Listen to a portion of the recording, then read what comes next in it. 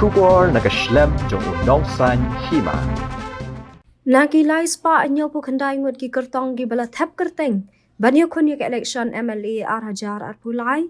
Ki kot thep Kyrtong jong ki sangut ki Kyrtong basyupen ki badai lai ngut jong ka National People's Party.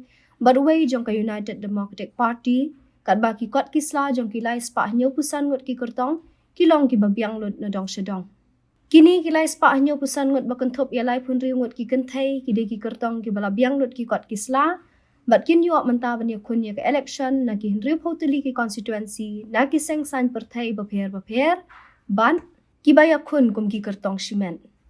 Kilai ngut ki Kyrtong ki basyupan up ke NPP ki bala syak Kyntait ki kot kisla ki long uba ailat boy na Joai constituency ha West Giant Hills district uba hambertos nong tedu na sutengah Saipung constituency bat kakong violet lingdo na Kyrtong constituency ki bahab ha East Giant Hills district na lor uba Stonely Shah jong ka UDP na Kyrtong constituency.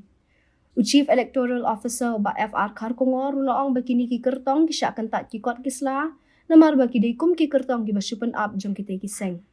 CEO loong ba ka jingpet benia ki kot kisla kalong ka bayat bet hakikat arteli ki district jong baro henriu pauteli ki constituency.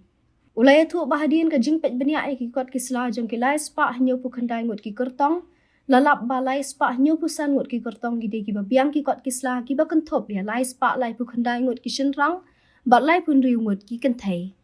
Katarik bakhadu ban weng Kyrtong ki Kyrtong ki bam kwa syu ban yakun ya kani ke election kadai ha ka shipau tarik mentau benai. Ka jing thap vote kan long ha ka ar punyo tarik mentau benai bat ka jing nyo vote kan long ha ka ar tarik uleber.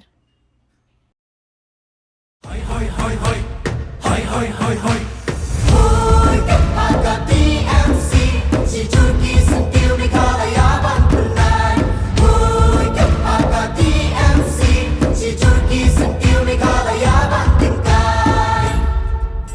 Rilum jungi mentala dei kapor ka jingkela Kisur ngin pen sawa lawan kapor ka jingkela Rilum jungi mentala dei kapor ka jingkela Kisur ngin pen sawa lawan kapor ka jingkela